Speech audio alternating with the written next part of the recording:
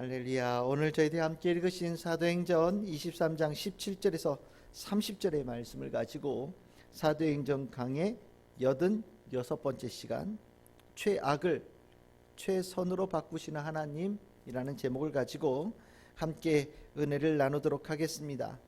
오늘 읽었던 본문 내용은 천부장, 로마 군인 천부장에 의해서 바울이 예루살렘으로부터 가이사라라고 하는 곳으로 이송되어지는 이야기입니다.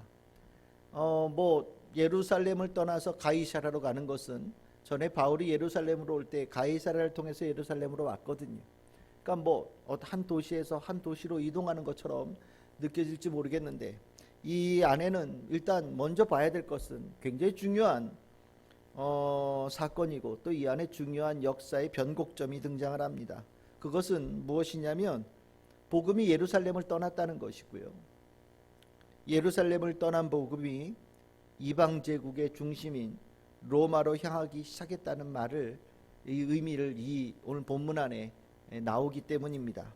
사도행전 20장 22절에서 23절 참 중요한 본문인데, 바울이 밀레도라고 하는 곳에서 에베소 교회 장로들을 불러다가 하는 권면 가운데 이런 얘기를 했죠. 보라, 이제 나는 성령에 매여 예루살렘으로 가는데 거기서 무슨 일을 당할는지 알지 못하노라.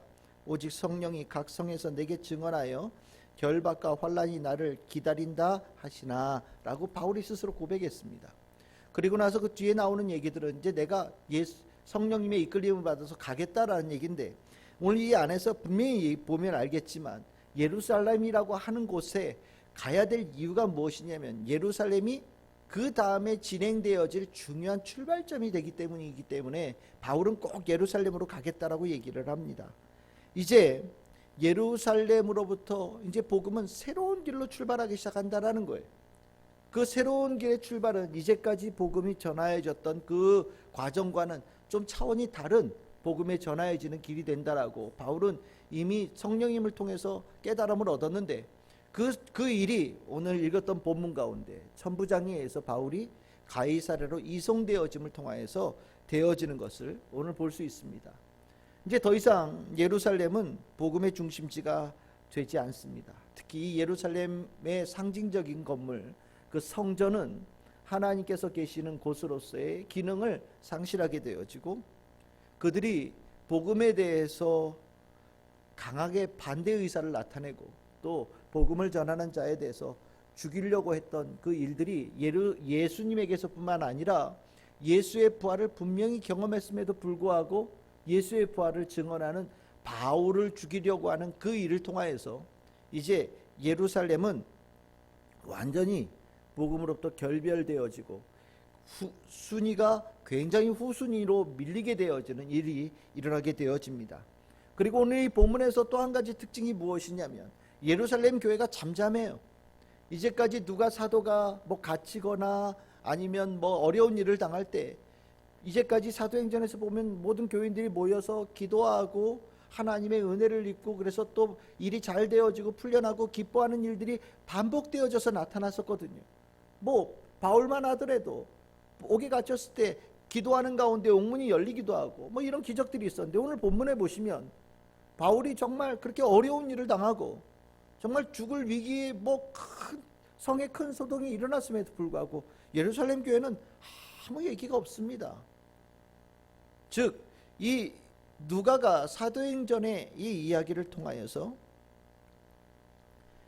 예루살렘 교회가 기독교 복음의 중심지 역할을 했던 그것으로부터 이제는 중심이 완전하게 바울로 넘어가게 되어지고, 바울이 가는 그 과정을 통하여서 예루살렘 교회의 이제 간섭이나 지도를 받지 않고 주께서 바울과 함께 하시면서 로마 제국 전체로 복음을 퍼뜨리겠다라는 것을 누가는 분명히 보면서 이 바울이 겪고 있는 이 과정 속에 예루살렘 교회의 침묵까지도 함께 우리에게 전해주고 있다는 것을 보게 됩니다.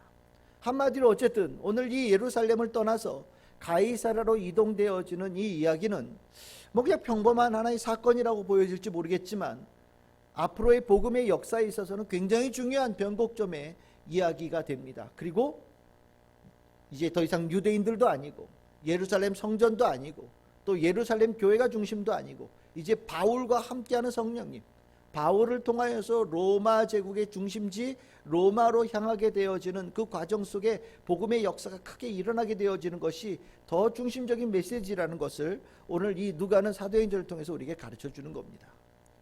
그런 바울, 이제 굉장히 중요한 인물이 되어졌죠. 진짜 이제까지 바울도 중요한 인물이었지만 이제 이 바울은 초대교회 가장 위에 있는, 하나님께서 가장 크게 쓰시는 중요한 인물로 올라서게 되어집니다.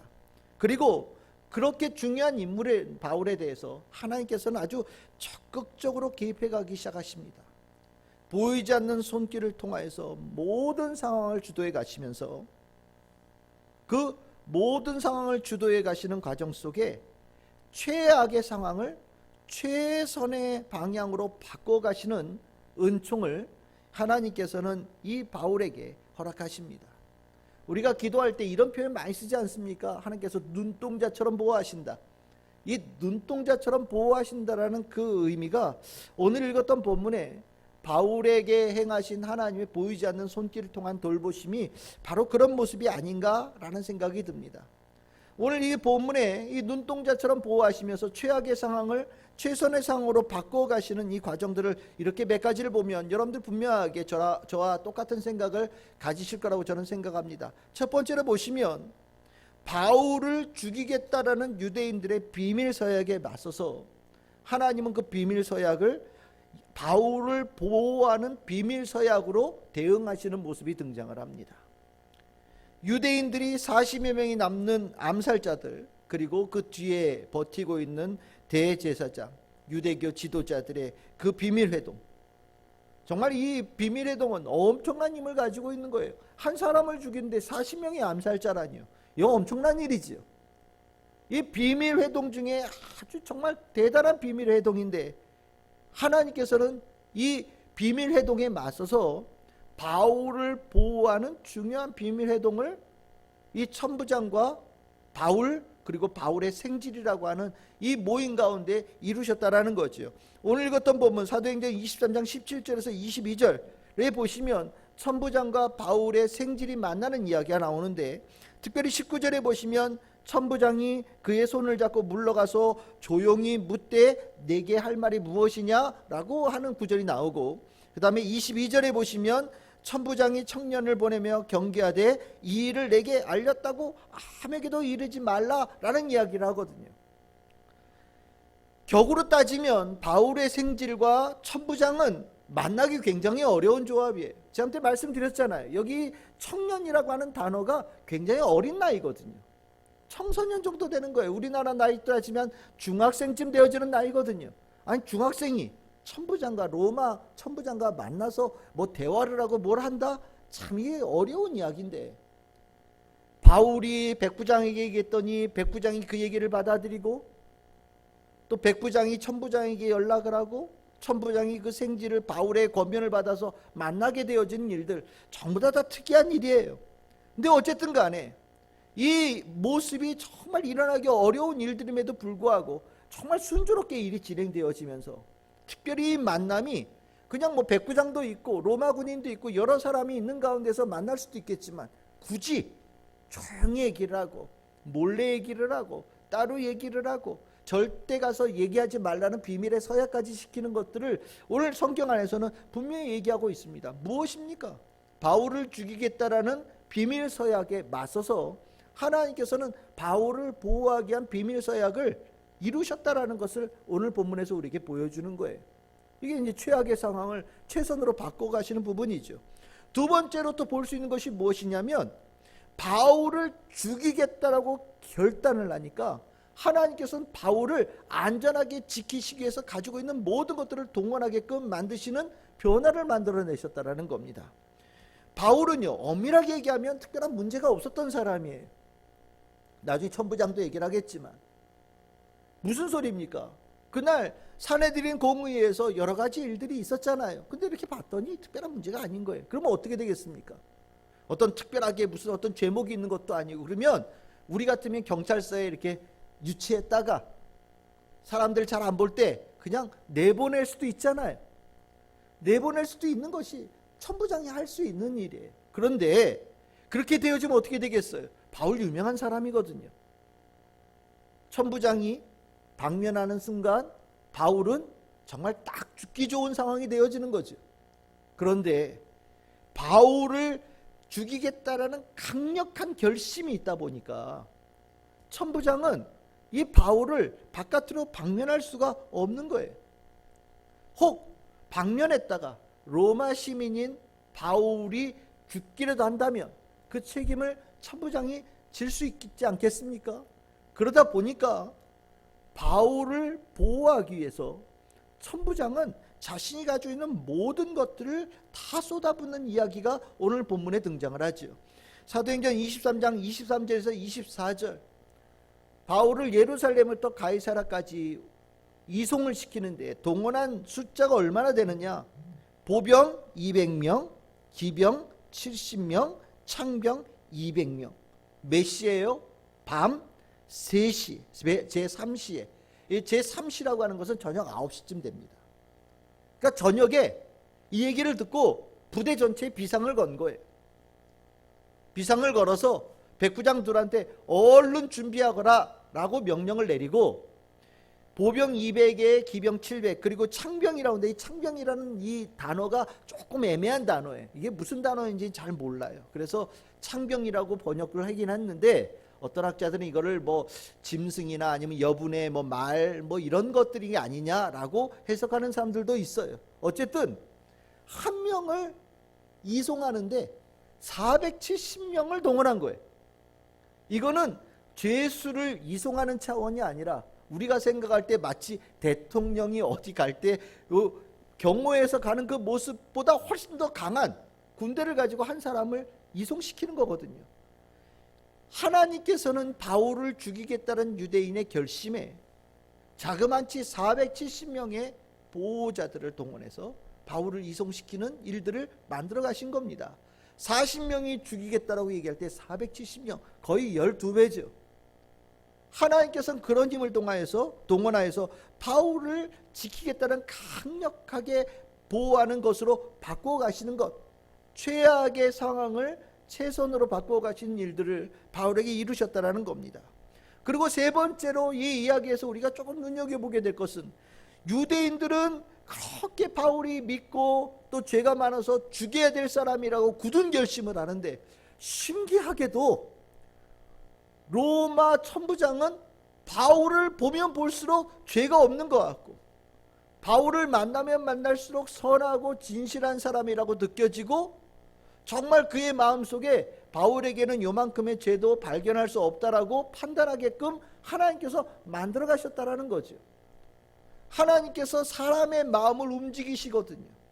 사람의 마음을 움직이고 생각을 움직여서 하나님의 뜻을 이루어가는 도구로 삼으시는 일들이 성경에 굉장히 많이 나오는데, 오늘 이 천부장은 바로 그런 일을 했던 사람이에요.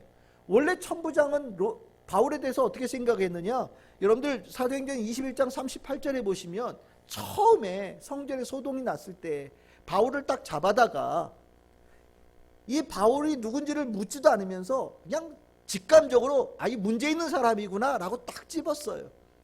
그리고 나서 나중에 이렇게 물어보죠. 너 혹시 그 전에 소요를 일으키고 저 사막으로 갔었던 그 애굽 출신 사람 아니야? 라고 얘기를 합니다. 이게 무슨 소리겠습니까? 천부장은요, 바울을 흉악범이라고 봤던 거예요. 사회의 불안을 일으키는 죄인이라고 묻지도 않고 따지지도 않고 그냥 딱 규정했던 겁니다. 많은 사람들이 이렇게 미워하는 거 보니까 분명히 이 사람 문제가 있는 사람이야 라고 생각을 한 거예요. 그런데 점점점 만나다 보니 생각이 바뀌는 겁니다. 그리고 그 생각이 바뀌었다라는 것이 어디에 나오느냐? 이 바울을 이송시키면서 우리로 따지면 이 천부장이 조서를 쓴 거예요. 왜 경찰서 가면 조서라는 거 쓰잖아요. 공문서를 쓴 겁니다. 내가 처음 이 바울을 만나가지고 조사를 했는데 조사의 내용이 이렇습니다라고 보고서를 쓴 것을 오늘 누가는 편지라고 표현하면서 얘기를 하고 있어요. 그것이 사도행전 23장 25절 30절에 나오는데, 이 내용은 어쨌든 뭐 자세히 잘 따지면 참 이 천부장 자기 책임 안 지려고 애썼다라는 것을 보이긴 하지만 여기서는 그게 중요한 게 아니라 29절이 중요합니다. 내가 그들이 왜 유대인들이 바울을 고발하는지 내가 일부러 알려고 사내들인 공의까지 열었는데 봤더니 고발하는 것이 그들의 율법에 관한 것일뿐이요 한 가지도 죽이거나 결박할 사유가 없음을 발견했습니다라고 분명하게 적고 있어요. 이 천부장 이름이 무엇이라고 되어 있습니까? 글라우디오 루시아라고 얘기를 하고 있습니다. 아니 그럴 것 같으면 앞에 천부장 얘기할 때 글라우디오 루시아라고 하는 천부장이 이렇게 해줬으면 얼마나 좋겠어요. 근데 이제까지는 그냥 천부장 하다가 갑자기 이 편지에서 이 천부장의 이름을 정확하게 적고 있어요. 이게 왜 그렇게 했겠습니까? 누가는요 이 편지가 로마의 공식적인 문서라는 것을 표현하고 싶었던 겁니다. 한마디로 얘기하면 바울에 대해서 로마 제국 전체에서 바울에 대해서 기록한 첫 번째 기록이고요 첫 번째 판단의 공문서인 겁니다. 근데 이 공문서에 바울을 뭐라고 표현했느냐? 죽이는 건 둘째고 결박할 사유도 한 가지도 못 찾았다. 아니 찾으려면 찾을 수 있겠지 왜 못 찾겠어요? 결박할 사유, 가둬놓을 사유, 아이 뭐 적어도 뭐 자범이라서 이틀이라도 구류를 시켜야 되겠습니다. 뭐 이런 거라도 있겠죠. 벌금 얼마라도 있지 않겠습니까? 근데 이 천부장은 명확하게 얘기를 합니다. 내가 결박할 사유를 하나도 못 찾았다. 그러니까 무슨 소리냐? 완벽한 무죄라는 겁니다. 앞서서는 분명한 이 사람은 문제 있는 사람이야 라고 봤던 천부장인데 지금은 하나도 문제가 없는 사람이라고 자기가 100% 판단할 수 있도록 바꾸신 거예요. 이것은 무엇이냐? 유대인들이 그렇게 죽이려고 애를 썼지만 하나님께서 유대인들이 그 죽이려고 하는 그 심성을 천부장이 듣고 동조하기보다 오히려 그것에 대해서 반대로 나아가게끔 하나님께서 그의 마음을 움직이셨다는 거고요. 바울이 무죄라는 것을 분명하게 드러나는 계기로 삼으셨다라는 겁니다. 즉 바울에게는요 예루살렘에서 가이사랴로 이동되어지는 과정 속에 정말 최악의 상황을 최선으로 바꾸어 가시는 하나님의 놀라운 섭리가 정말 가득가득 넘쳐나는 그런 일들을 오늘 성경 본문을 통해서 우리는 보게 되어집니다. 정말 우리가 신앙생활하면서 최악의 상황을 최선으로 바뀌어져 가는 것, 이거 참 부러운 삶의 모습 아닙니까? 하나님의 큰 사랑을 받는 사람이고 하나님의 큰 은총을 받는 사람이에요. 또 우리가 이렇게 보면서 참 바울 참 부럽다. 근데 왜 내 삶에는 잘 일어나지 않지? 왜 나는 최악의 상황인 것 같은데 하나님께서 돌보시는 것이 왜 이렇게 더디거나 확실하지 않지? 라고 생각하는 사람들이 있을지도 모르겠다는 생각을 갖습니다. 왜 그럴까요? 바울에게 일어나는 하나님의 보호하심, 최악의 상황을 최선으로 바꾸어 가시는 이 놀라운 기적이 반복되어진 일들이 왜 바울에게는 일어나는데 때로는 나에게는 일어나지 않는다라고 생각이 들까요? 바울과 그리고 그렇게 일어나지 않는다고 생각하는 사람들 사이에는 어떤 차이가 있을까요? 그것은요 명확하게 한 가지로 분명히 말씀드리겠습니다. 바울과 그런 경험을 하지 못하는 사이에 분명한 차이점은요 하나님에 대한 신뢰에 대한 차이가 있는 겁니다. 하나님에 대한 신뢰, 전적인 신뢰는요 하나님의 보호하심과 하나님의 인도하심, 최악의 상황을 최선으로 바꾸어 가시는 은총을 입을 수 있느냐 입지 못하느냐에 대한 아주 중요한 분기점을 이룹니다. 내 삶이 최악의 상황이지만 최선으로 바꾸시는 하나님의 은혜가 임하지 않는다고 불평하는 사람들은요 그 불평하기 전에 내가 정말로 하나님을 신뢰하고 있는가에 대해서 자기를 돌아봐야 돼요. 하나님을 신뢰하지 않으면서 하나님의 도우심을 구하고 인도하심을 바란다는 그 자체는 그건 뭔가 말이 안 맞는 모순이지요. 하나님을 신뢰하지 않으면서 하나님의 도우심을 구한다? 아니 그 도우심을 신뢰하지 않는데 어떻게 믿겠어요? 어떻게 따라가겠어요? 하나님을 신뢰할 때 어두운 골짜기로도 갈 수 있는 거고 하나님을 신뢰할 때 오늘 바울처럼 내가 고난을 당한다는 것을 분명히 알면서도 예루살렘으로 갈 수 있는 거고 내가 하나님을 신뢰하기 때문에 내가 지금은 손해보는 것처럼 느껴져도 내가 내 목에 칼이 들어와도 하나님을 따르겠다고 결단하는 모습이 나타나는 거 아니겠습니까? 그런데 그런 결단도 없고 그런 신뢰도 없으면서 그런 선택도 없으면서 하나님의 보호하심과 인도하심을 구하고 죄악의 상황을 최선으로 바꿔달라고 요구하는 것은 혹 하나님께서 그의 삶에 개입하셨을지라도 그가 그 하나님의 개입을 거부하거나 따르지 않을 가능성이 굉장히 높아진다는 것을 우리는 알 수 있습니다. 그러면 하나님을 신뢰한다라는 거 도대체 이게 어떤 거냐? 하나님을 신뢰한다라는 것은 어떤 것을 포함하는 거냐? 이 구절이 여러분들의 머릿속에 깊이 들어갈 수 있기를 바랍니다. 시편 37편 5절에서부터 9절까지의 말씀입니다. 우리 시편 37편 5절에서 9절의 말씀을 우리 같이 한번 읽어보겠습니다. 시작. 내 길을 여호와께 맡기라. 그를 의지하면 그가 이루시고 내 의를 빛같이 나타내시며 내 공의를 정오의 빛같이 하시리로다. 여호와 앞에 잠잠하고 참고 기다리라. 자기 길이 형통하며 악한 꾀를 이루는 자 때문에 불평하지 말지어다. 분을 그치고 너를 버리며 불평하지 말라. 오히려 악을 만들 뿐이라. 진실로 악을 행하는 자들은 끊어질 것이나 여호와를 소망하는 자들은 땅을 차지하리로다. 아멘. 우리가 하나님을 신뢰한다라는 것, 이 신뢰한다라는 것이 오늘 이 본문의 이 말씀 속에 다 등장한다고 생각하셔도 저는 맞는다라는 생각이 들어요. 여기 보시면 맡기고 의지한다라는 것, 내가 하나님께서 이끌어 가시는 그 길로 가는 것을 얘기하는 겁니다. 그리고 그 길 가는 가운데 내가 생각했던 그림과 좀 다른 그림들이 펼쳐질 수 있잖아요. 그 길을 떠나가는데 옆에 환경이 나는 화려한 도심 같은 그런 길을 원했는데 봤더니 아무것도 없어. 그냥 자연이야. 뭐 벌판밖에 없고 내가 원하는 뭐 반짝거리는 네온사인 아무것도 없어. 그럼에도 불구하고 하나님께 내가 그 길을 가겠다고 맡겼을 때는 참고 기다리고 잠잠하라는 그 말, 그리고 그 과정 속에 하나님의 길을, 하나님께 선택하신 길을 따라갈 때 얼마나 많은 사단의 그런 어떤 방해가 있겠습니까? 힘들게 하고 고통을 주고 아프게 하고 마음을 뒤흔들고 생각을 뒤흔들이 얼마나 일어나는지 몰라요. 그럴 때 우리가 혹 하나님을 신뢰함이 없으면 불평이 일어나고 화가 일어나고 분노가 일어나게 되어져서 내가 왜 이런 길을 선택했는지 몰라, 그러면서 그 길에 대해서 아주 악한 말들을 쏟아내게 되어지는데, 하나님을 신뢰하는 자들은 그 어떤 경우에도 그 입 밖으로 그것을 꺼내지 않는다라는 겁니다. 그리고 무엇을 얘기합니까? 하나님을 소망한다.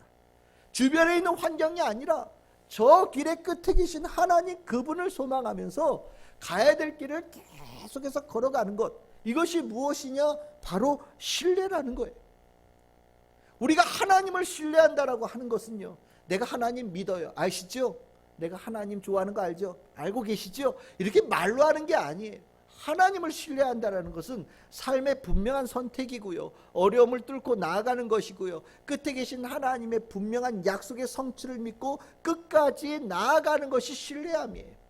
그 신뢰하고 나아가는 자에게 하나님께서는요, 깊이 개입하시고 크게 역사하셔서 최악의 상황을 최선으로 바꿔가시면서 신뢰하는 자에게 하나님의 사랑을 아낌없이 베푸시고, 그리고 오늘 본문에 보시면 그렇게 신뢰하는 자에게 마지막에 무엇을 주신다고요? 땅을 주신다라고 얘기하고 있어요. 구약 성경에서 땅은요, 하나님의 약속의 성취이고 최고의 축복이에요. 하나님을 신뢰하는 자에게 가장 좋은 것을 예비하고 계시고 기꺼이 베푸신다는 것을 오늘 성경에서 다윗은 분명히 얘기하고 있는데, 이것이 신뢰하는 자에게 주시는 축복이라는 겁니다. 그러면 이렇게 하나님을 신뢰하는 자가 축복받는다라는 거 성경에 있습니까? 하나님께서 신뢰하는 자에게 축복을 주시고 최악의 상황을 최선으로 바꿔내신다는 것이 성경에 그렇게 많이 나옵니까? 나오죠. 오늘 읽었던 바울은요, 여기에 비하면 정말 얼마 안 되는 것일지도 몰라요. 구약 성경에 보면 엄청난 일들이 일어나지 않습니까? 여러분들 룻기 아시죠? 룻 어떤 사람입니까? 룻은요, 자기 남편도 죽었어요. 시어머니가 이제 고향 땅으로 돌아가라고 보내는데도 불구하고 이 룻이 시어머니 나오미를 쫓아가지 않습니까? 그리고 나서 나중에 보아스라고 하는 사람을 만나지요. 처음 봤어요. 근데 보아스가 룻에게 정말 많은 은혜를 베푸는 겁니다. 그래서 여러분들 룻기 2장 10절에서 12절에 보시면 룻이 감동이에요. 왜 나한테 이렇게 잘해 주십니까? 라고 얘기를 해요. 그때 보아스가 한 말이 여러분들 특별히 12절에 보시면 이렇게 나오죠. 여호와께서 내가 행한 일에 보답하시기를 원하며 이스라엘의 하나님 여호와께서 그의 날개 아래에 보호를 받으러 온 내게 온전한 상 주시기를 원하노라. 내가 너 그러는 거 들었다라는 겁니다. 네가 그한 선택, 하나님을 신뢰하는 그 선택에 대해서 하나님께서 내 마음에 감동을 주셔서 하나님께 너에게 최고 좋은 것을 전해주라고 나에게 감동을 주셔서 내가 너에게 한다라고 얘기하고 있는 거예요. 바로 이거예요. 룻이 했던 행동은요, 하나님을 신뢰한 겁니다. 내 시어머니 나오미의 하나님, 그 하나님을 신뢰하면서 끝까지 쫓아가겠다라고 결단했고, 하나님을 신뢰하는 이 룻을 보아스를 통해서 크게 축복하신 이야기가 오늘 등장하는 거예요. 룻은요, 최악의 상황이 최선으로 변화해서 그 슬픔의 그 삶이 기쁨의 삶으로 변화되어지잖아요. 그럼 이것뿐입니까? 여러분들 에스더 기억나시죠? 에스더도 똑같은 사람이에요. 에스더는 왕후가 되어질 때 유대인이라는 걸 숨기고 왕후가 됐어요. 하만이라는 사람이 모르드게라는 유대인 너무 미워서 유대인들 다 죽이려고 하잖아요. 조서를 내렸어요. 얼마 안 지나면 이제 죽게 다 생겼어요. 그때 모르드게가 이제 너 유대인이라는 것을 밝히고 유대인들을 구원해야 될 타이밍이 온 것 같다. 하나님께서 너를 그래서 그 자리에 놓으신 것 같다라고 에스더에게 아주 강력하게 권면을 하죠. 에스더가 처음에는 주저주저했어요. 그런데 여러분들 16절에 보시면 마지막에 결단하면서 모든 유대인들, 우리 동족들 다 금식하면서 기도하게 시키십시오. 나도 그렇게 기도하겠습니다. 그리고 내가 왕에게 허락받지 않고 왕 앞에 나갈 때 죽을 수도 있겠지만 나는 하나님 신뢰하고 내가 규례를 어기는 것까지 내가 나아가겠습니다. 그럼 뭐라고 얘기합니까? 죽으면 죽으리이다.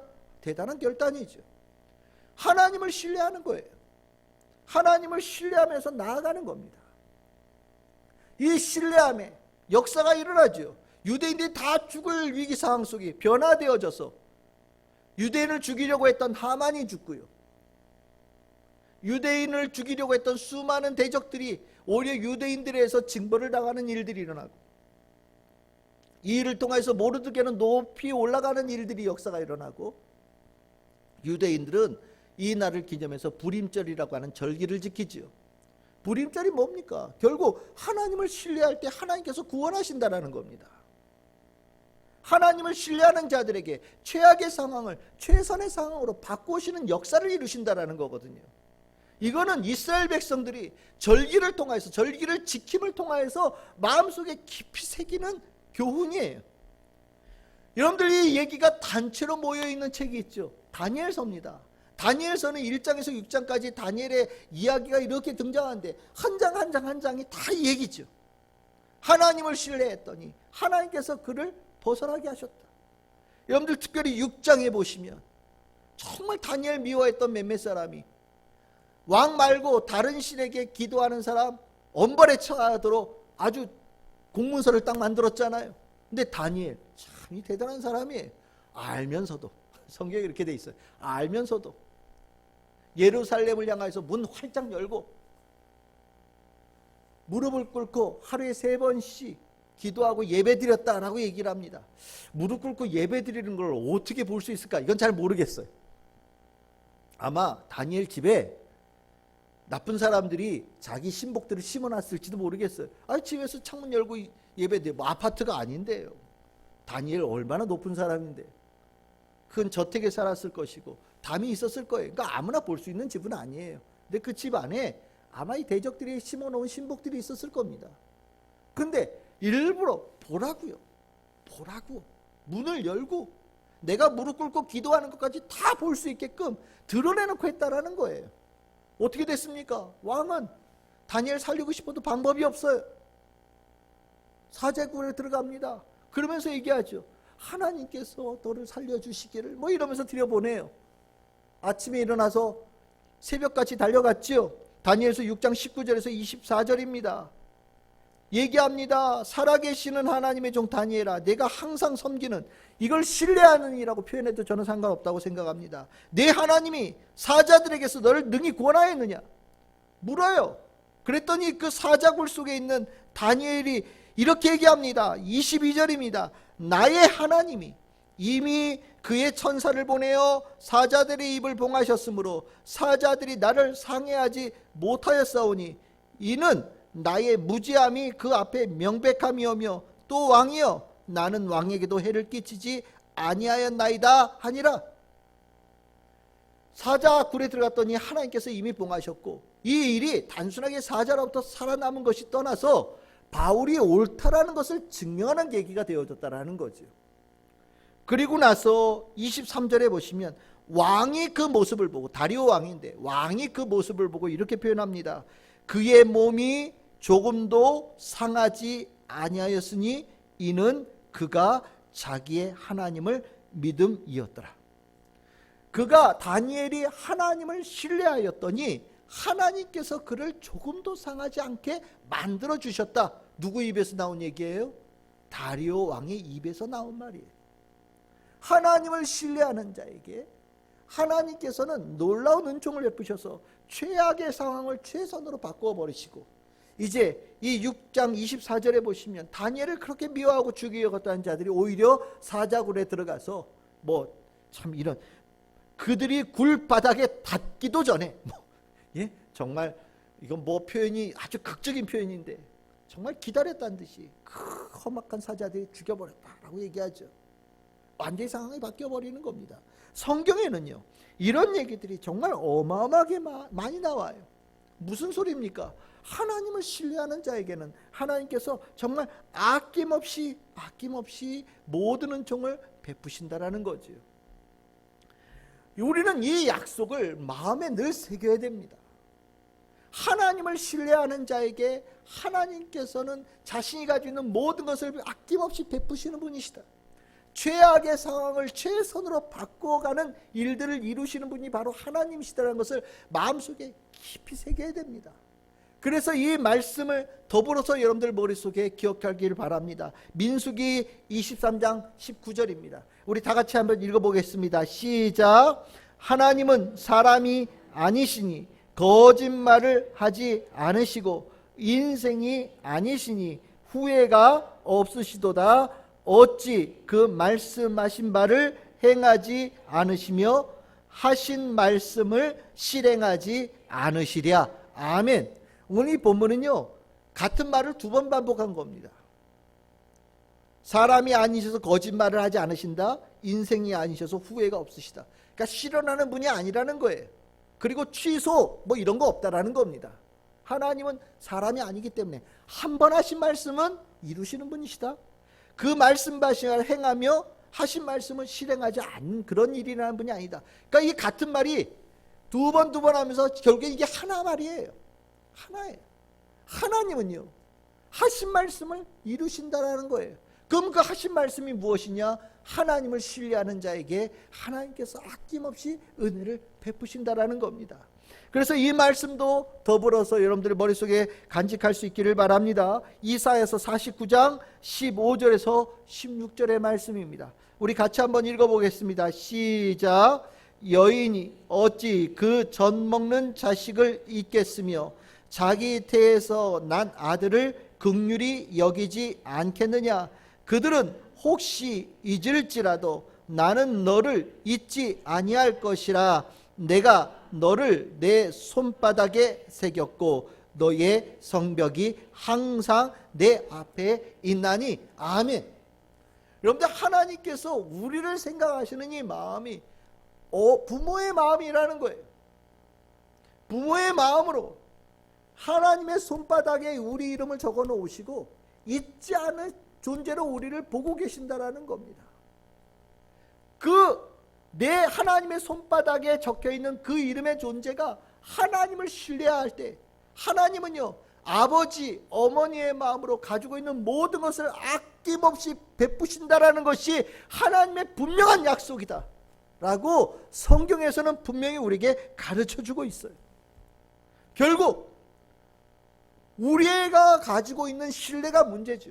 하나님을 얼마만큼 신뢰하느냐가 우리들의 삶에 어떤 일들, 어떤 결과를 만들어냈냐를 좌우하는 중요한 분기점이 된다는 것을 우리는 분명히 깨달아야 됩니다. 오늘 바울 이야기는요, 하나님께서 바울을 그렇게 귀하게 여기셨다는 것과 그 귀하게 여기시는 바울을 하나님께서 엄청나게 크게 돌보셨다는 것, 그리고 최악의 상황들을 전부 다 하나같이 바꾸셔서 최선으로 만들어 가신 은혜를 입히셨다라는 겁니다. 왜요? 바울이 하나님을 신뢰했기 때문에. 바울이 하나님을 신뢰했기 때문에 하나님께서는 바울에게 아낌없이 모든 은혜를 베푸셨다는 것을 오늘 본문을 통해서 우리 가르쳐 주는 거예요. 오늘 우리 광복절이죠. 우리는 역사 속에서 이것을 이미 경험한 백성들이에요. 우리 민족에게 주신 축복은요, 정말 기적이죠. 어려운 때에 하나님을 신뢰하고 끝까지 하나님을 바랐던 그 신앙의 선조들, 그들의 모습에 하나님께서 감동하셔서 우리 땅에 은혜를 베푸신 날입니다. 만일 그 일제강점기의 어려운 상황 속에서 교회가 핍박을 당하고 선교사들이 다 쫓겨나가고 교회들이 문을 닫고 교회 다니는 사람들이 죽임을 당하는 상황 속에서 만일 하나님을 믿고 있던 우리의 신앙의 선조들이 신앙을 잃어버리고 하나님을 신뢰하는 것을 버렸다면 아마 이 땅은 가장 어두운 땅이 되었을 거예요. 그런데 이 땅의 그 어려운 상황 속에서도 하나님을 신뢰하며 끝까지 하나님께 부르짖으며 광복을 구하며 이 땅에 독립의 은혜를 구하는 그 믿음의 사람들이 있었기에 하나님께서는 가지고 계신 모든 것들을 베푸셔서 최악의 상황을 최선으로 바꾸어 가시고 정말 기적적으로 이 한반도 남한에 이 귀한 자유의 땅을 주셔서 오늘 이렇게 예배 드릴 수 있고 평안할 수 있고 자유를 누릴 수 있고 기쁨을 누릴 수 있는 땅으로 만들어 주신 거죠. 이것은요, 믿음의 결과이고 하나님을 신뢰한 믿음의 선조들의 하나님께서 베푸신 은총의 결실이라고 저는 믿습니다. 반면에 북한은 어떻습니까? 하나님 있는 사람 다 죽이고요, 교회 다 문 닫고요, 하나님 있는 사람은 정말 반동분자라는 이름 하나 가지고 완전히 뿌리를 말려버렸죠. 전 세계에서 가장 못 사는 나라, 전 세계에서 가장 핍박받는 나라, 전 세계에서 자유가 정말 최악인 나라가 바로 북한 아닙니까? 전 세계 별종 중에 별종인 나라가 북한이에요. 우리가 가지고 있는 이 은혜를 하나님께 주시는 은혜로 알지 못하고 하나님을 신뢰하는 자에게 주신 축복을 알지 못하고 그릇된 환상 속에서 이 귀한 날을 이상한 것으로 포장시키려고 하는 것이 있다면 그것은 하나님을 믿지 않는 것과 저는 똑같다고 생각을 합니다. 오늘 우리는 위기의 상황을 가져가고 있고 큰 변혁의 상황을 가져가고 있어요. 북한이란 땅이 변화되어질 수 있는 기회를 맞고 있다고 저는 생각을 합니다. 여러 가지로 나라가 붕괴되어질 조짐들을 계속해서 보이고 있어요. 우리가 하나님을 신뢰하며 저 북한 땅에 하나님께서 정말 이 광복의 은혜를 온전하게 이루어 주시길 구하며 이 땅에 하나님을 믿는 자들이 하나님께 구할 때 하나님께서는요, 이 최악의 상황을 최선으로 바꿔 가신 역사가 저는 분명히 일어날 것이라고 믿습니다. 북한이 남쪽을 향하여서 핵을 통하여서 위협하고 전쟁으로 위협하고 정말 깡패지 같은 짓들을 하고 있는 이 상황이 겉으로 보기에는 참 정말 최악의 상황으로 가는 것처럼 보일지 모르지만 하나님을 믿고 신뢰하며 기도하고 예배드린 이 땅에 크리스찬들이 살아있기 때문에 하나님께서는 이 상황을 오히려 북한의 악한 정권을 무너뜨리고 이 한반도 땅에 평화를 주시고 북한 백성들에게도 자유함을 주시고 통일을 이루어갈 수 있는 길로 분명히 하나님께서 이루어가실 거라고 저는 기대하고 있습니다. 어떠십니까? 여러분들에게 지금 하나님께서 원하시는 것은 하나님을 신뢰함이에요. 오늘 이 광복절에 우리는 하나님에 대한 신뢰함을 다시 한번 깊이 마음에 새기면서 오늘 이 땅, 이 시대에 살아가고 있는 이 크리스찬들의 책무와 책임을 다할 수 있는 우리 성도들이 되기를 소망합니다. 하나님을 신뢰하는 자, 하나님께서는 최악을 최선으로 바꿔가시는 은총을 주신다. 이 축복이 우리 참 즐거운 교회 성도들의 축복이 되시기를 주님의 이름으로 축원합니다.